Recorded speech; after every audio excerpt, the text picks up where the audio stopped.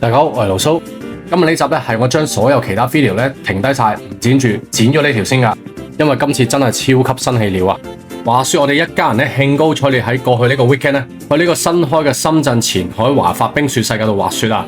咁喺我哋想買多2張飛之前咧，就喺鏡頭面前呢位仁兄咧推銷話，有些俱樂部 K2 的店 Ride， 佢表示咧佢係屬於呢間 K2 Ride 呢間鋪頭噶。咁佢就同我哋講咧，可以比官方嗰度平啲咧，去教阿茄汁同埋 Woody 滑雪噶。咁有咩令到我哋咁嬲咧？咁我晏啲會同大家講。等我好快介紹咗呢個 ski centre 先。咁喺3樓嘅呢個位咧，可以望到雪場裏面係點樣嘅。另外要講講咧，而家呢度咧係全世界最大嘅室內滑雪場。咁喺佢開幕嗰日咧就入咗健力士啦。咁雪場以外嘅地方咧係有4層噶。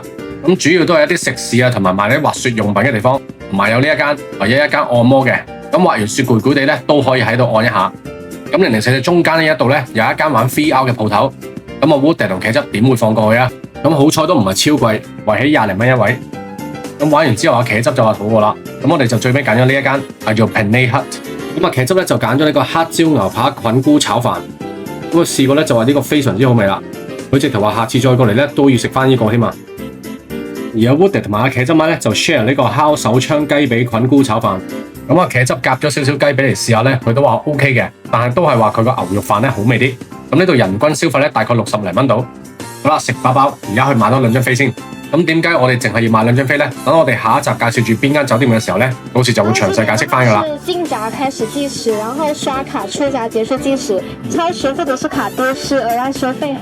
好啦，咁4張飛咧到手啦。咁而家等我同大家講一講佢哋嘅收費先。咁你喺大眾嘅 app 咧或者現場買咧都係同一個價錢嘅，所以喺個 app 咧預先買咗咧係會快捷啲嘅。咁佢每一日咧係分咗呢4種門票可以購買噶。分別就係4小時嘅初中級滑雪道、3小時嘅初級滑雪道、不限時嘅中高級滑雪道，同埋4小時嘅中高級滑雪道。咁呢度所有價格嘅門票咧，都係已經包咗雪褲、雪褸、頭盔同埋 ski 或者 snowboard 噶啦。嗱，咁要注意一點咧，係佢唔包手套噶，呢樣嘢就要自備啦。咁第二樣嘢要注意咧，就係門票價錢嘅 level 啦。咁佢總共咧係分咗3個 levels 嘅。咁為咗方便大家啦，已經為大家準備咗呢個價錢表啦。咁淡季咧就係平時嘅1至5，而唔係咩大時大節嘅日子。平季咧就係平時嘅星期六同星期日，而都唔係大時大節嘅日子。而旺季咧就係好似啱啱過咗去嘅長假期黃金週咁樣啦。嗱，如果你唔係咁肯定而又想 check 下個價錢咧，咁我就建議你咧可以直接撳入去大眾點評個 app， 跟住揾呢個華發冰雪熱雪奇蹟，跟住再揀翻你想去嘅日子，咁你就 check 到噶啦。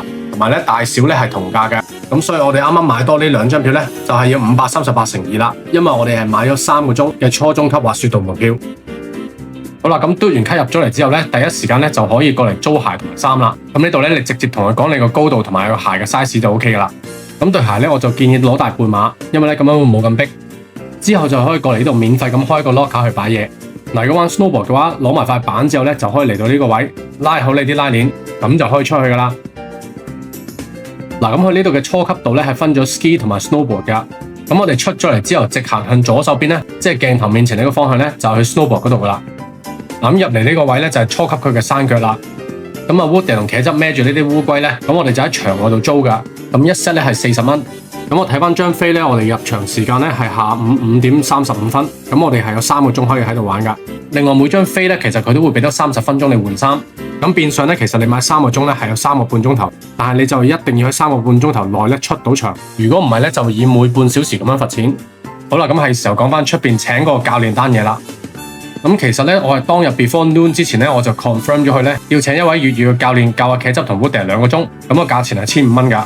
咁我亦都約實咗佢咧6點鐘開始，跟住佢都 through 微信嗰度咧問我收咗200蚊嘅訂金。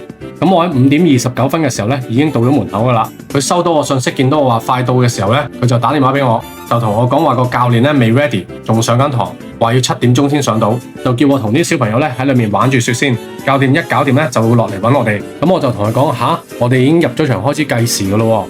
跟住佢就同我講咗超級多嘅藉口，又話本身個粵語教練受咗傷，跟住又話得返講普通話嘅一個教練，跟住又乜咁樣。其實如果當時佢同我講冇教練嘅話咧，對我哋嚟講仲好，咁我可以即刻走去請駐場嘅教練，咁就唔會嘥咁多時間。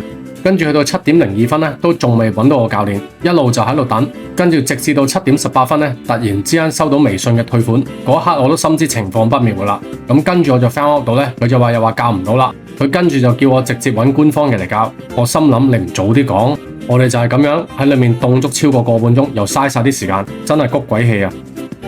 咁之後我就即刻跑翻出去呢個位，問佢有冇教練，跟住佢話有喎，咁我就即刻 book 咗啦。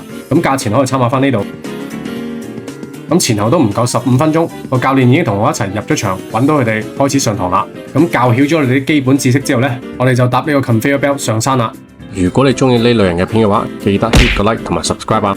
咁我覺得呢個教練都教得幾好，幾有耐性。但係因為阿茄汁同 Woody 啲普通話麻麻地啊，所以呢我就要同佢哋翻譯，同埋佢哋兩個呢都話 snowboarding 好玩啊。咁我決定咗呢，下次呢都係揾翻官方教練教好啲啊！希望大家呢唔會中呢個伏啦。咁今集又係咁多啦，我哋下集見，拜拜。